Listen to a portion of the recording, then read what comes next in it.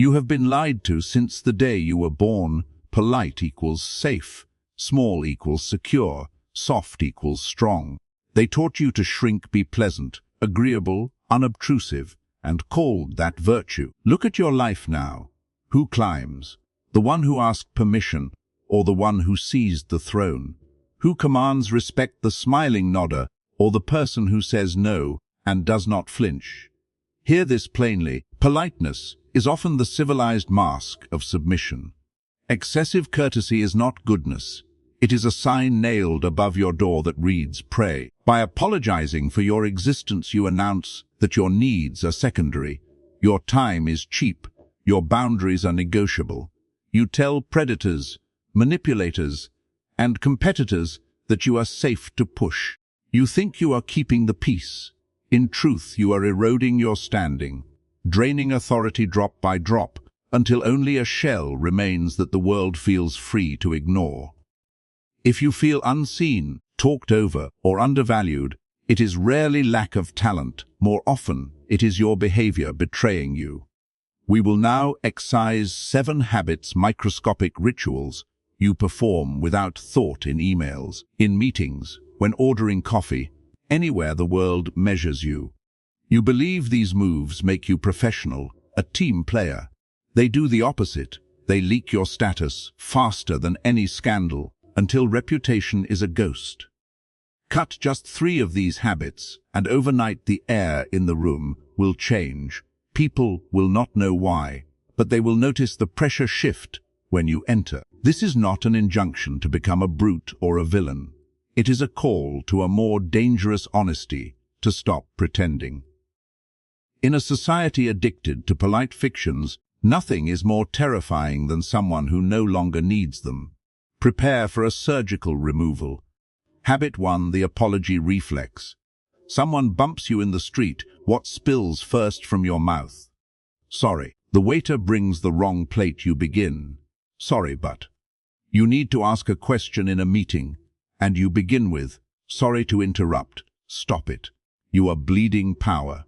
You think you are being polite. You think you are diffusing tension, but what you are actually doing is broadcasting total inferiority in the animal kingdom. A wolf that bares its throat to the pack leader says, I am no threat, do not hurt me. When you apologize for existing, for taking time, for requiring space, you expose your throat. You train the world to view you as a burden. Consider the economics of language. An apology is an admission of guilt, a debt paid to balance social scales. If you apologize when you are not guilty, you pay a debt you do not owe, and reputation inflation follows. Say sorry for the rain, sorry for traffic, sorry for asking a question, and your sorry becomes worthless. When a real, consequential error occurs, the apology means nothing because you have already spent your apology budget on a toe stepped on.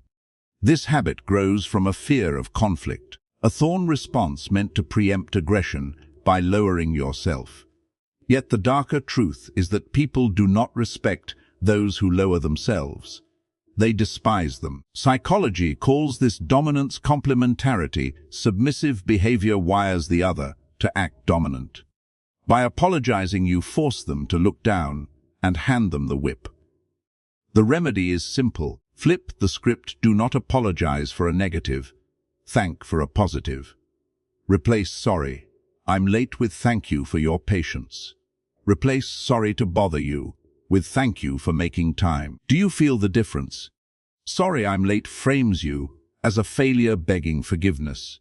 Thank you for your patience frames you as someone worth waiting for and flatters the other as generous. It is power wrapped in gratitude. Stop apologizing for taking up oxygen. Only apologize when you have truly harmed someone. For everything else, silence beats submission. Habit 2, the submission smile. Picture this: your boss criticizes you unfairly, a client speaks out of line, someone cuts in, anger rises, injustice burns, and what is your face doing? A tight, nervous, plastic smile. This subconscious grin is the #1 killer of reputation. Why do we smile when uncomfortable? Why grin when disrespected? It is the thorn response again, an evolutionary defense that betrays you. Primate teeth-baring is not a smile. It is a grimace of fear, a chimp that bares its lips to a larger male signals. I am harmless, do not kill me. When you smile under insult, you feed the aggressor's reptile brain the message that his dominance is accepted. You reward bad behavior and train people to mistreat you. Consider how twisted that is. Every polite grin becomes tuition paid for poor treatment. The viewer sees angry eyes and a smiling mouth and experiences cognitive dissonance untrustworthy. Weak. A leader's face must match the moment. Congruence is power. If the moment is serious, your face should be serious. If the moment is disrespectful, your face should be cold. The remedy is simple and brutal. Reclaim your face. When someone is rude, do not smile. Do not flare into anger. Reaction is weakness. Do the deadpan stare, relax your features, hold their gaze, and say nothing. Let the silence widen. By removing emotional fuel, you force them to sit inside the discomfort of their own rudeness.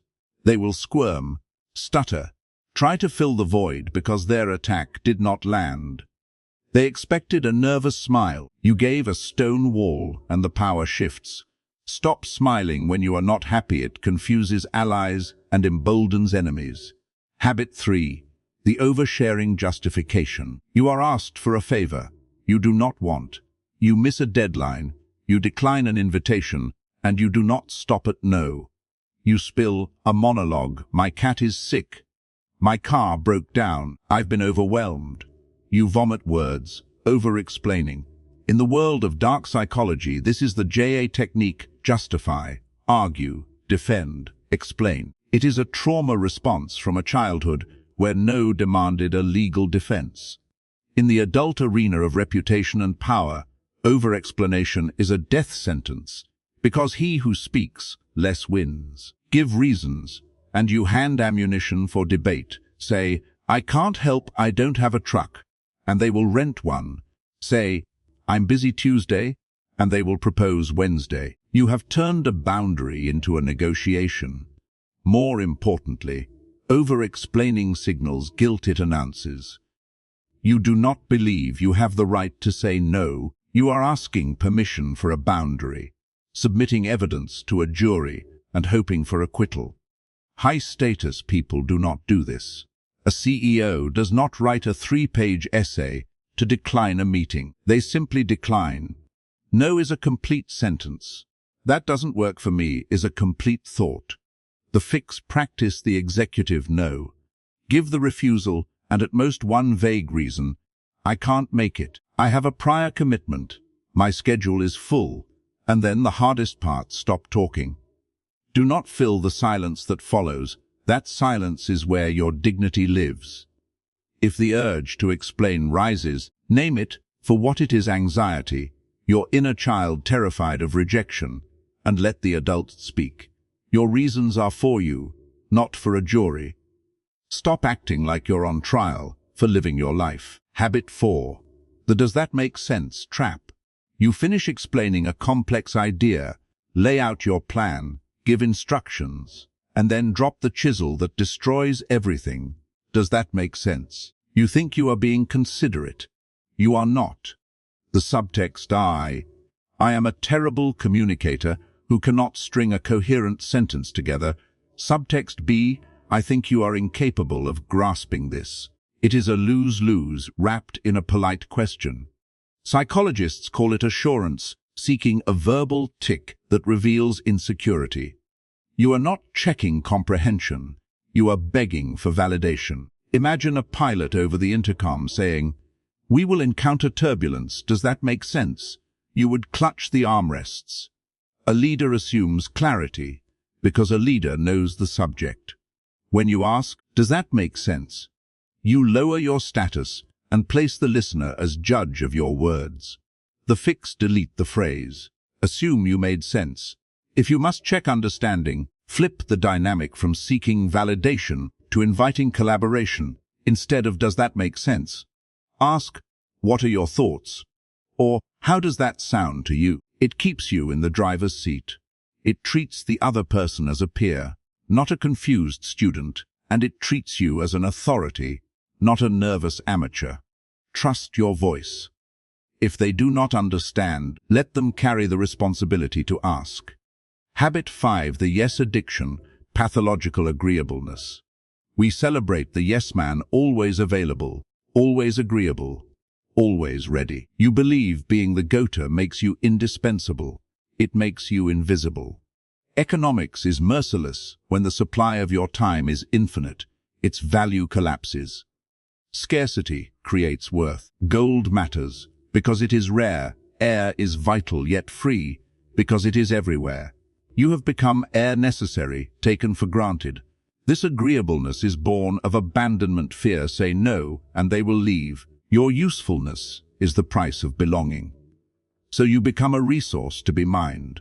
The rot follows. You say yes with your mouth while your soul screams no. The dissonance turns into bitterness, then passive aggression, and people smell that counterfeit enthusiasm from afar. Worse still, boundaries earn more respect than compliance. Consider those you respect. Are they the ones who contort themselves for everyone, or those with a mission who guard their time? The professional who says, I can't do that right now, I'm focused on X, signals value and direction. The one who agrees to everything signals none. You teach the world how to treat you. Never say no, and you teach them your needs do not exist, that you are an NPC waiting to advance their quest. The fix manufacture scarcity. Even when free, do not be perpetually available. Pause before agreeing. Consult your compass. Let me check my schedule and get back to you. That line alone restores leverage. It signals a structured life. Say no to the small so you can say yes to the consequential. Stop setting yourself on fire to keep others warm. They will not mourn the ashes, they will fetch another log. Habit 6, the just virus, linguistic castration. Open your inbox. Read your texts. Count the justs. I just wanted to check in. I just have a quick question.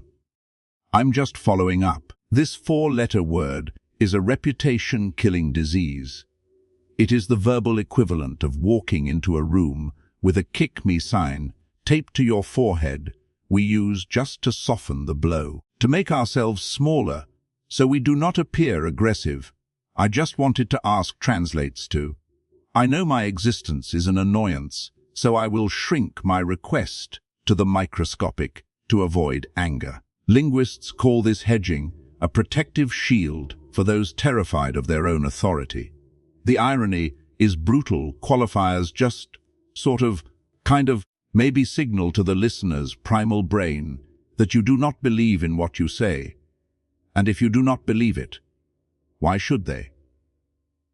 If a surgeon walked in before your operation and said, I'm just going to try to fix your heart today, you would flee.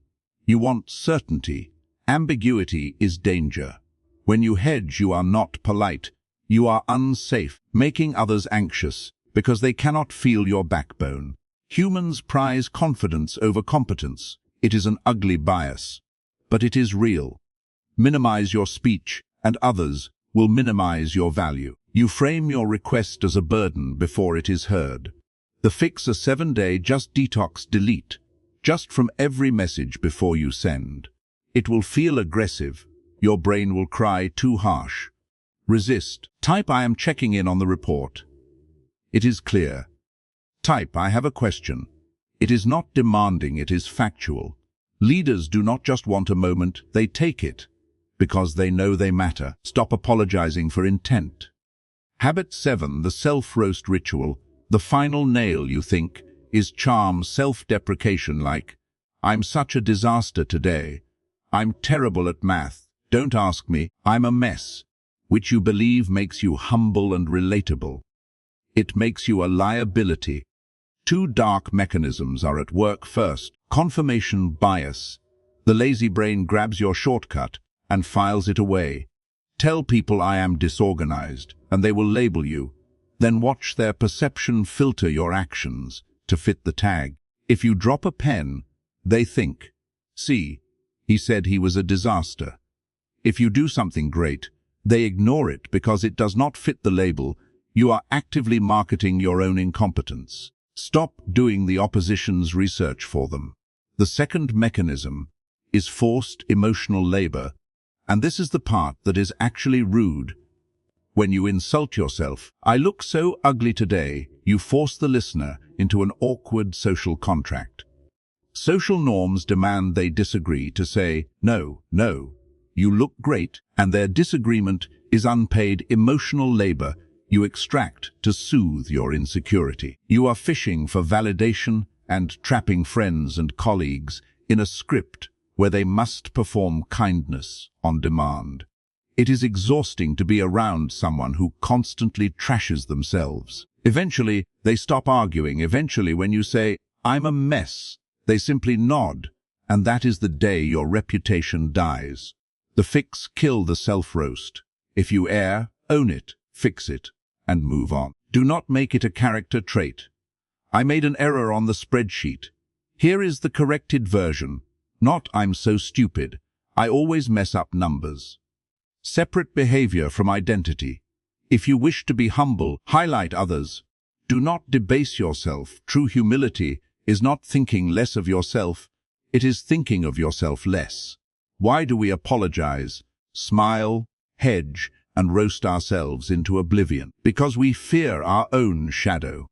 Carl Jung taught that every human has a shadow, the part that holds our aggression, our power, our selfishness, our capacity for danger. From youth you were taught your shadow was bad. Anger is bad. Selfishness is bad. Disagreement is bad. So you repressed it, cut off half your psyche, and locked it in the basement. You became the nice person. Here is the uncomfortable truth. No self-help book will tell you you cannot be good if you are not capable of being dangerous. If you are harmless, incapable of saying no, incapable of conflict, incapable of defending yourself, you are not virtuous, you are weak.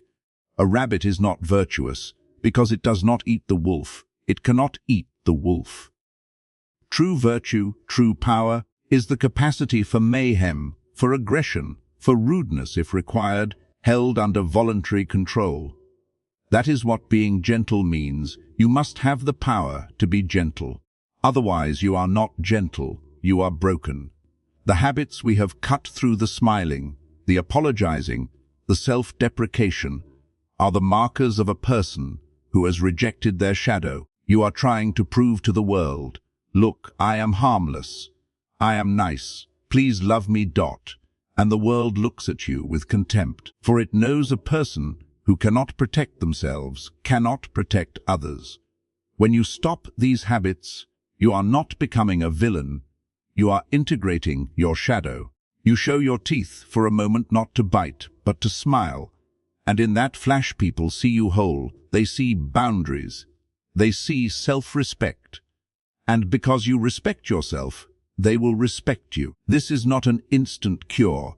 Tomorrow the urges will come to apologize, to say just, to smile when angry, because submission is a biological addiction. Now you have taken the red pill and can read the code every time you catch yourself. You have a choice, prey or architect of your reality. Next time you enter a room, hold eye contact a beat longer. Drop the just, accept a compliment with a simple thank you, and feel the tension. That tension is not threat, but the weight of a new reputation settling. Welcome to the other side. If this opened your eyes, know this is all I can show publicly. If you are still here, you are not like the others. Subscribe if you have not, and dive into the deepest parts of the human psyche.